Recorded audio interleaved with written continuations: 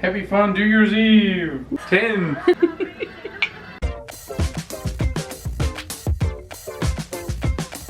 So we have already undecorated the house from Christmas. This is where the Christmas tree was, so you'll just have to take my word for that. Have you seen those memes that are like, I've already picked out the sweatpants I'm gonna be wearing on the couch for New Year's Eve? I have already picked mine. So this thing was the hit Christmas present of this year. Coincidentally, the present I asked for, but it's called the Cuddle Puddle blanket. It's 100 inches by 100 inches. You will never fight over blanket with your couch partner again. So first we gotta get these guys dinner, and then I will start working on our dinner. Yes. Oh, Mimi's perfect little muse. There she is. There you go. Okay. Okay, here you go. There you go. And Peter, come on. Whoa. There you go. So as has become tradition, we're going to be celebrating Fondue Year's Eve this year. It's pretty much the only time each year that I pull out our fondue pot. So I'm going to start by preparing the cheeses. Those have to get grated, and then I will chop our dippers and blanch the vegetables and get everything set up. And I just use a really simple fondue recipe every year. I was thinking of switching it up and I was like, no, why mess with such a good recipe? So I think it's just called Foolproof Fondue. I'll put a link to the recipe if I remember to add that.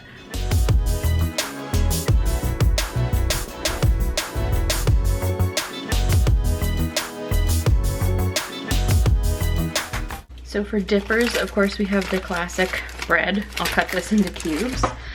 We love doing mushrooms. I'll just cut these into maybe like halves or thirds. And then I always get carrots, and I don't know why, because the cheese just slides off of them, but I'll do some carrots. And of course, we have cauliflower, which grips the cheese great because it's all rough and textured. And we have these little tiny potatoes that I'll just boil, maybe cut them in half. And finally, an apple, which I always cut into little skinny slices. I don't know why. I should do this in like chunks also, so I'll do the apple in chunks as well. We also usually do like a salami or something that I cut into chunks, but I didn't pick one up, and we don't usually eat a lot of that, so I think that this will be plenty of stuff to dip into the cheese.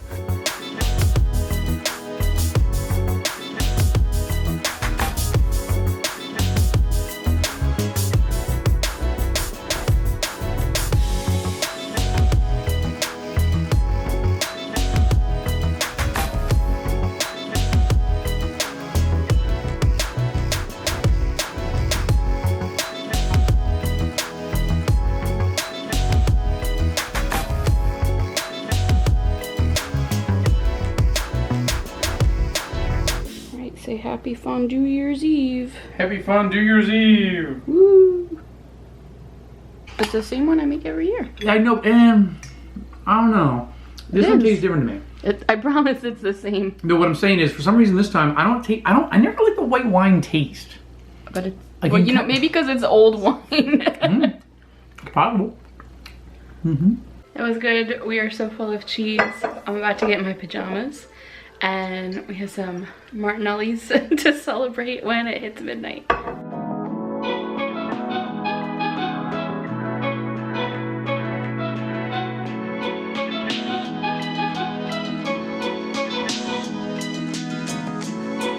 This girl waited for me to get up so she could sit in my spot. She doesn't like to sit with us, but she likes to sit where we were.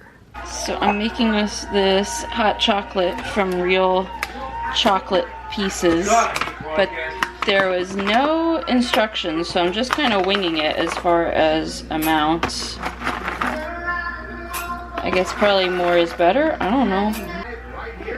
I thought that our milk frother could also just warm milk, but it apparently can either warm and froth or just froth.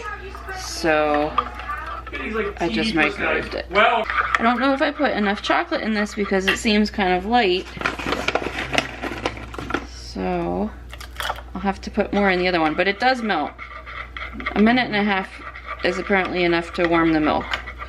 Alright, I'll try to do better for the second cup. I just thought we could do a hot chocolate cheers. Okay, hot chocolate cheers, yes, of course. Don't spill it though. Of course, yes. Okay.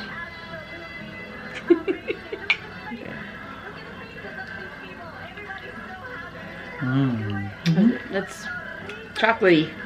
Very chocolatey. I can nurse this.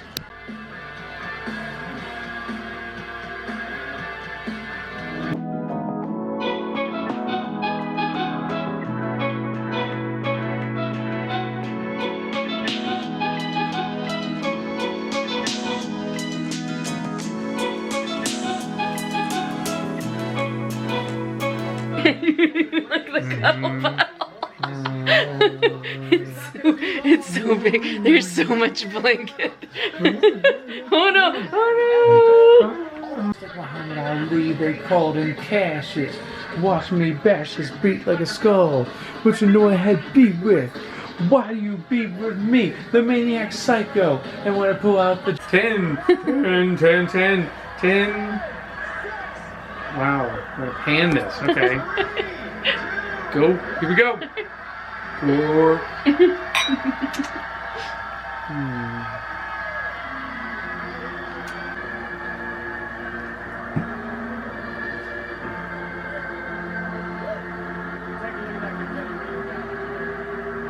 Million people there, and no one can leave to go to the bathroom. Do you want to explain about Gork? Is it recording? Yeah. Oh. So I don't know how long ago this happened.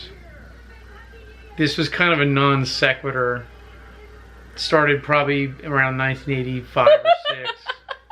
So I was about 8 or 9. Me and my brother had this fascination that when at the strike of midnight, we would be the first people to physically say a word. So we would think like the most like original sounding word that we would guarantee we're the first people on the planet Earth to say it every year. And for some reason, every year, it's always the word Gork. G-O-R-K.